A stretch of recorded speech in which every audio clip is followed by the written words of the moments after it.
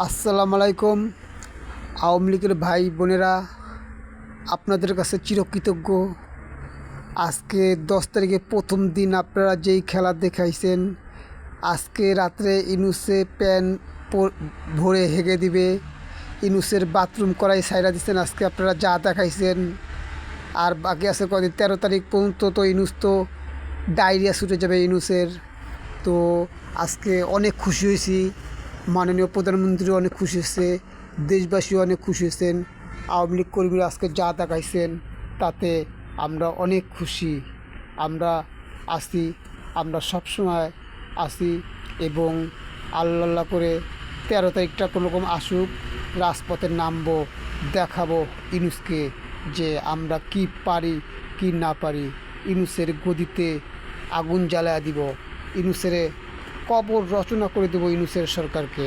ইনুসের সরকার বাংলাদেশের মাটিতে ঠাঁই হবে না কখনো। ওরা জঙ্গিদের ঠাঁই বাংলাদেশে হবে না।